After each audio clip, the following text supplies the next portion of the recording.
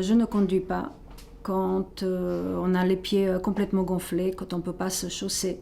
Donc on reste à la maison en attendant que la crise parte et qu'on puisse repartir au travail. Quand les crises sont là, quand nous sommes au travail, l'urticaire nous empêche de réfléchir. C'est pas possible quand vous avez quelque chose qui vous gratte, qui vous démange. La concentration, elle est difficile.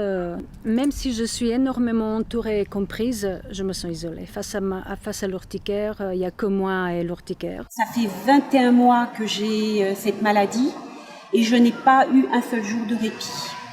Je me réveille tous les jours, j'ai de l'urticaire. Le matin, je me lève. Mon angoisse, c'est de découvrir quand je vais me regarder devant la glace, s'il n'y a pas un œdème qui est ressorti sur le visage. Dans la vie de tous les jours, ça l'est parce que c'est très fatigant.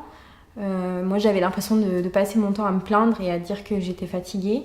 Et ce qui est vrai parce que ça puise toute votre énergie et vous n'avez plus du tout de force. Et quand vous avez un œil qui s'ouvre même plus tellement qu'il est enflé, vous ne pouvez pas vous présenter et être crédible professionnellement devant quelqu'un. Vous n'avez plus envie de sortir, plus envie de rien faire, plus envie de voir personne, plus de libido. Ça pourrit la vie. Quand j'ai par exemple des urticaires qui sortent, je ne vais pas par exemple voir mes amis. Ça me gêne un petit peu. Par exemple le week-end, si j'ai des urticaires, je n'arrive pas à sortir voir mes amis. Ça m'empêche de dormir parce que ça me prend la tête.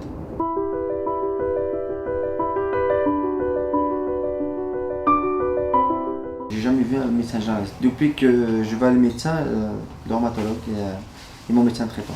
C'est moi qui pose des questions.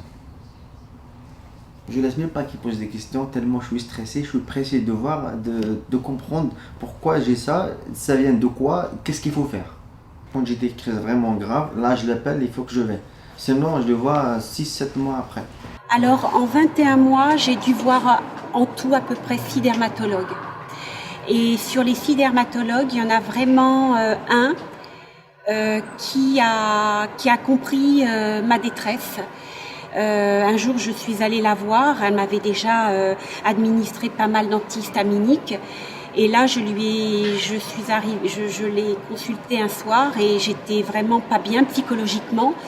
Je me suis mise à pleurer et là, elle a pris conscience à quel point j'étais pas bien. Donc, elle m'a rassurée en me disant que de toute façon, elle me laisserait pas tomber. La gestion de la vie personnelle, elle est aussi très difficile et délicate parce que avec les personnes qui nous entourent au quotidien, nous sommes affectivement liés et puis rassurer ses enfants quand les crises sont là, qui envahissent tout notre corps, ils nous expriment leur inquiétude.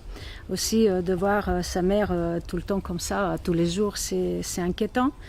C'est angoissant, donc il faut gérer ces crises et puis il faut gérer un peu l'émotion de l'autre. J'ai pu, suite à mon diagnostic, faire partie d'un groupe thérapeutique. Donc lors de ces groupes qui sont des réunions d'une demi-journée ou d'une journée, vous êtes donc avec des médecins, des infirmières qui connaissent vraiment cet environnement et également aussi des patients atteints de l'urticaire chronique. Donc lors de ces réunions, on a eu beaucoup d'explications par rapport à l'urticaire, comment l'urticaire se déclarait, pourquoi, bien comprendre que ce n'était pas une allergie, que c'était une maladie auto-immune. L'échange aussi avec les autres patients était très enrichissant de savoir comment les autres vivent la maladie, comment ça se déclare chez eux, parce que chacun vit sa maladie différemment. Aussi lors de ces réunions, on a évoqué aussi la nourriture, donc peut-être manger différemment, etc. Et puis donc toutes les solutions aussi d'aide au grattage, la fameuse boîte à gratter, donc avec plein de solutions, chacun trouve la sienne qui lui convient le mieux. Et c'était très très très très dur quand même d'admettre que c'est pas une allergie. C'est quand même compliqué de comprendre, vous avez de l'urticaire, on ne sait pas pourquoi, mais c'est comme ça.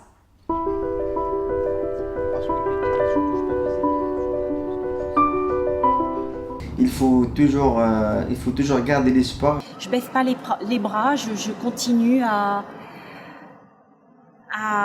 y croire. Donc le message que j'aimerais faire passer aux personnes qui sont atteintes d'urticaire chronique, c'est bah voilà, de ne pas rester tout seul, d'essayer d'en parler, de se faire entourer, que c'est pas une fin en soi, qu'il y a une solution et qu'ils ne sont pas tout seuls, surtout vraiment, voilà, qu'il y a des endroits spécialisés où ils peuvent en parler et vraiment se renseigner et y aller.